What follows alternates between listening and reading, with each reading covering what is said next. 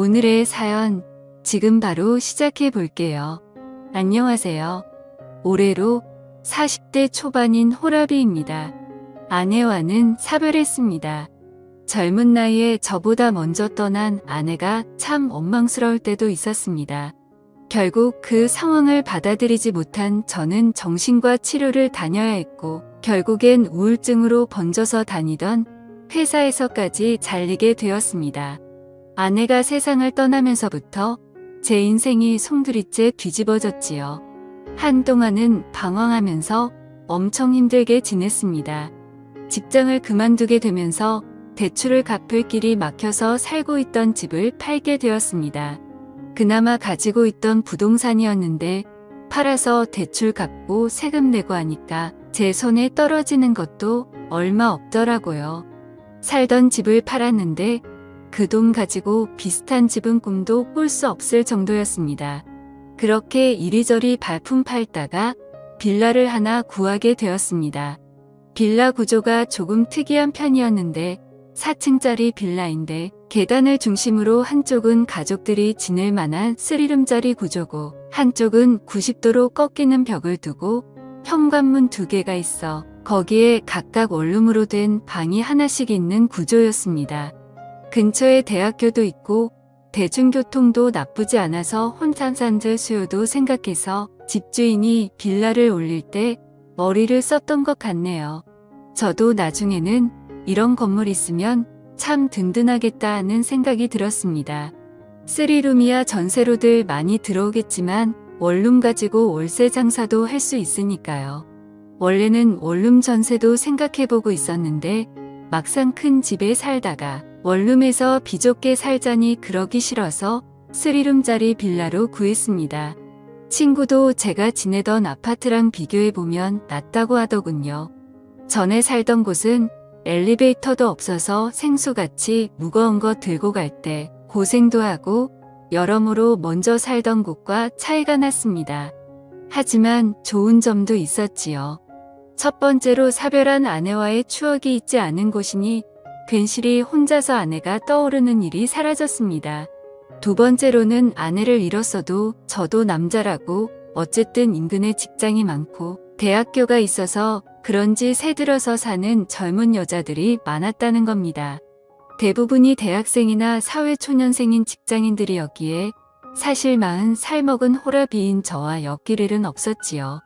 그래도 개중에 예의 바른 친구들은 지나가다 마주치면 저한테 밝게 인사를 해주고는 했는데 밝은 미소로 인사를 받으면 그래도 기운 없는 인생에 그나마 기운이 나게 해주는 몇몇은 저에게는 더욱 더 기운을 받았고 몇 안 되는 호강이나 마찬가지였습니다. 개중에는 말도 트고 꽤나 친한 사이까지 되는 사람도 덜어 있었지만 아무래도 원룸 특성상 거주 목적으로 온다기보다 잠깐 거쳐가는 사람들이 더 많았으니 정이 들어도 금방 이별을 하게 되더라고요. 사람 마음이 참 간사한 게 그렇게 정을 준 사람들이랑 또 그렇게 이별을 하고 나니 마음 한구석 허운 마음을 어떻게 채울 수가 없었습니다. 그러던 어느 날 우리 집에 초인종이 울려서 현관문으로 마중 나간 그날에 그녀를 그때 처음 만나게 되었습니다. 요즘 사람 같지 않게 새로 이사 왔다며 떡을 돌리러 왔더라고요. 뭘 이런 걸 다 주나 싶어서 감사히 잘 먹겠다고 하고 너스레를 떨며 말을 건네니 그녀의 한국말이 약간 어눌하고 어색하다는 걸 느꼈어요. 아니나 다를까 그녀는 자기 자신을 교포 출신이라고 소개했고 이 집에 새로 이사 왔다고 하더라고요. 굉장히 아름다운 사람이었습니다. 같은 한국인인데도 나고 자란 나라가 다르면 인상이나 분위기도 바뀌는가 싶었어요. 나이는 저보다 조금 어려 보이지만 제 또래처럼 보였는데 두껍게 말린 웨이브에 머리카락 한 올 한 올이 눈에 들어올 만큼 건강하고 풍성한 머릿결을 가지고 있었습니다. 피부도 살짝 햇빛에 그을린 듯 까무잡잡해 보였는데 그래서 그런가 새빨갛게 칠한 입술과 웃을 때 보이는 가지런한 하얀 이빨이 유난히도 눈에 들어오더라고요. 화장하는 방법도 어렴풋이 한국 여자들하고는 많이 달라 보였고 한국인이지만 이국적이다라는 느낌을 받았어요. 아무튼 이래저래 인사를 나누는데 외국에서 와서 그런지 제잘제잘 본인의 이야기를 열심히 하더라고요. 손짓 발짓 섞어가며 어눌한 한국말로 이야기를 해주는데 그녀의 사연도 저 못지 않았습니다. 그녀는 어릴 적에 입양이 되었고 외국인 부모님 손에 자랐답니다. 그리고 한국인 남편을 만나게 되어 결혼을 했는데 남편은 불의의 사고로 미국에서 명을 달리했다고 합니다. 그런데 남편이 버릇처럼 한국이란 나라는 정말 좋은 나라라고 했다며 기회가 되면 한국에서 살아보자고 종종 이야기를 하곤 했었다고 하네요. 그녀도 저처럼 남편을 잃고 방황하다가 마음 추스르고 남편과의 약속을 지키러 혼자서 무작정 한국으로 왔다고 하는 겁니다. 원래는 한국말을 거의 못했는데 한국인 남편과 결혼 생활을 하면서 지금 정도의 수준까지 익히게 되었다고 하더라고요. 문 앞에서 대화가 어쩌다 보니 엄청 길어지게 되어서 집안이 정리가 안 되어 있긴 하지만 들어와서 차라도 한잔하겠냐고 물어봤어요. 그런데 그녀가 살짝 경계하는 표정을 짓더니 아직 이웃들한테 다 인사도 끝나지 않았고 시간이 나면 들리겠다 말하고 자리를 떠났습니다. 나중에 정식으로 꼭 좀 초대해달라고 하고 제 시야에서 사라지는데 오랜만에 나눈 또래 여자와의 대화라 그런지 그날 이후로 계속 그녀가 떠오르더라고요. 괜히 윗집에서 소음이 들리면 신경 쓰이고 참견하고 싶고 그녀와 가까워지고 싶다는 생각이 들었습니다. 아무래도 공동주택이다 보니 윗집에서 수도를 쓰고 있으면 물이 내려가는 소리가 들리더라고요. 그래서 그녀와 가까워지고 싶다는 생각이 들었습니다. 물이 내려가는 소리가 들리니 뭘 하는지 대충 예상이 갔거든요. 그렇게 저도 모르게 윗집에 누군가 살고 있는 소음에 신경 쓰며 지내니 왠지 모르게 한 집에서 같이 지내는 것 같다는 생각이 들었습니다. 같은 빌라에 사는 원룸 사는 대학생들이나 직장인들 중 개중에 친화력이 좋은 친구들은 뒤로하고 보통은 나이 차가 나는 데다가 아저씨 혼자 살기 때문에 저를 좀 불편해하는 기색이 많았거든요. 그리고 1층과 2층에 사는 애 딸린 신혼부부들은 저한테 신경 쓸 겨를도 없어 보였고요. 그런데 유독 그녀만이 반갑게 인사를 해주고 마주칠 때마다 웃는 얼굴로 대해주는 그녀가 너무 좋아지기 시작했습니다.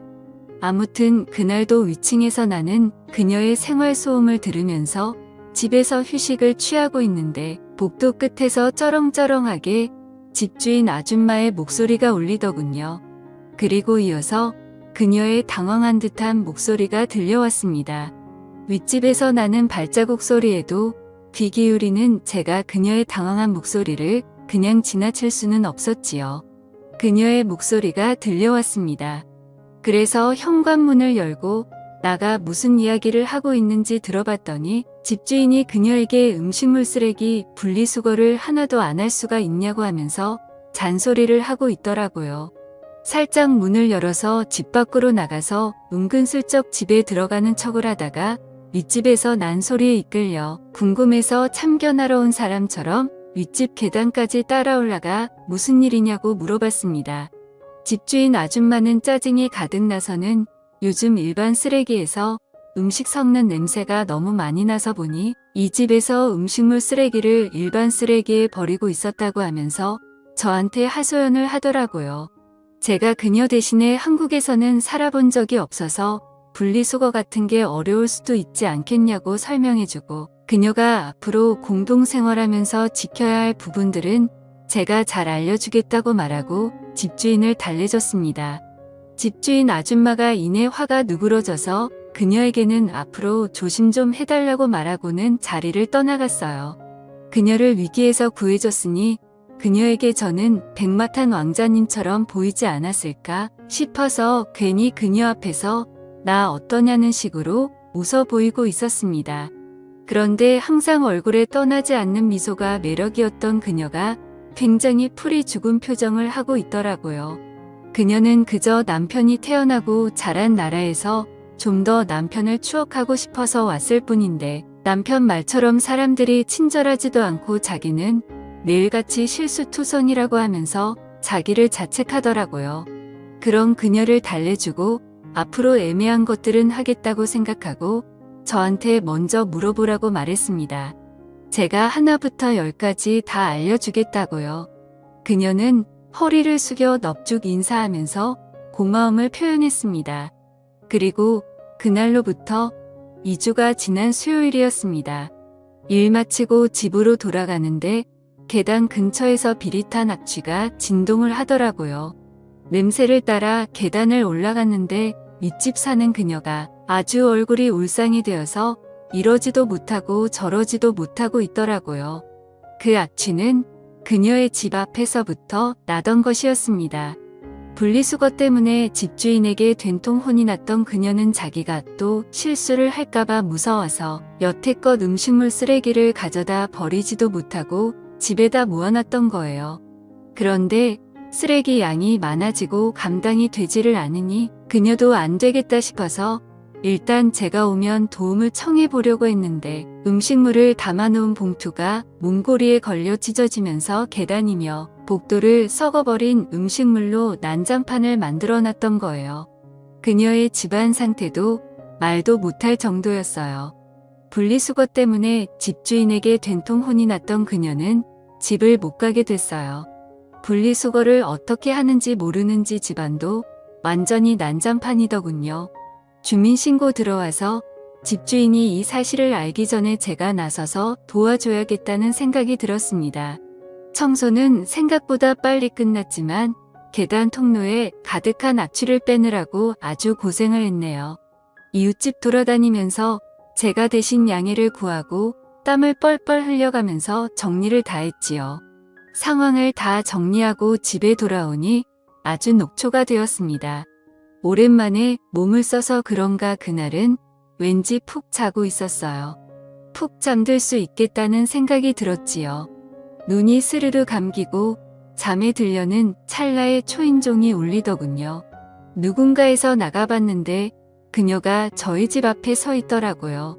또 무슨 일인가 했는데 계단 통로 냄새는 다 뺐는데 막상 그녀 집에는 아직도 악취가 남아있어서 환기를 해야겠는데 그녀가 아직 냄새가 너무 심해서 못 들어가겠다고 혹시 괜찮으면 잠깐 신세를 질 수 있겠냐고 묻더라고요.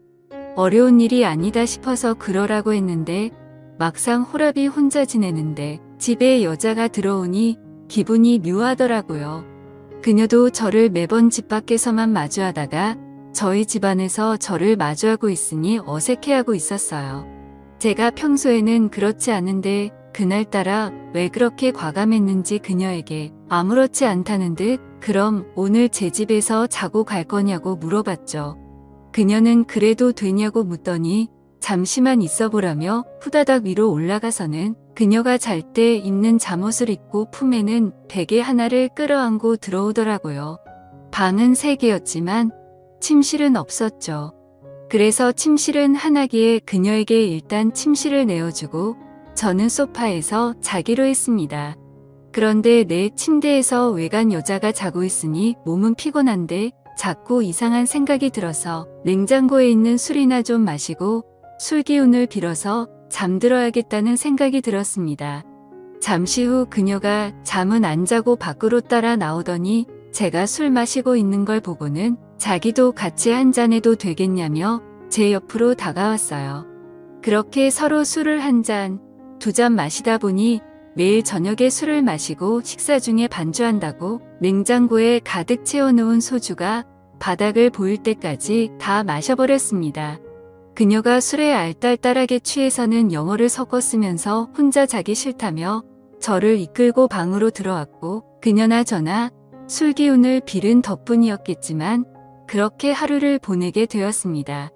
아침에 일어났는데 술 기운에 머리는 지끈거렸고 청소 때문에 그런 건지 어젯밤 무리를 해서 그런 건지 허리가 다 뻐근했지요. 제가 일어났을 때 그녀는 아직도 잠들어 있는 상황이었는데 오랜만에 제 옆자리에 다른 사람이 누워있는 걸 보니 그동안의 외로움이 사라지는 것 같았습니다. 조용히 자리에서 일어나 저는 출근을 했어요. 회사에서도 전날 그녀와 있던 일이 꿈만 같았고 술기운과 섞여 있던 그녀와의 장면들을 하나하나씩 되새기기 시작했지요. 속으로 웃음이 다 나더라고요. 아내가 떠난 뒤로는 제 인생에 또 이런 날들이 있을까 싶었는데 그 일이 현실이 되었으니 말입니다. 퇴근을 하고 돌아왔는데 그녀가 어제 입고 있던 잠옷차림 그대로 이제 왔냐고 저를 반겨줬습니다. 달려와서 제 품에 와락 안기는데 잊고 지냈던 지난 날이 스쳐 지나가더군요. 그런데 신기한 건 그녀 또한 그랬다는 겁니다. 그리고 깨달았다고 아마 죽은 남편이 외롭게 지내는 자기를 위해서 저를 이 나라로 보내준 게 아닌가 하는 생각이 들었다는 거예요. 신세가 똑같은 저를 만날 수 있게 말이지요. 그렇게 그날 이후 그녀는 윗집에 방을 빼고 지금은 저와 같이 살고 있습니다. 벌써 그녀와 살림을 차린 지도 1년이 다 되어갑니다. 1년이라는 시간을 지내면서 그녀와는 좀 더 진지한 이야기를 나누는 사이가 되었지요. 결혼 이야기까지 오고 가고 있어요.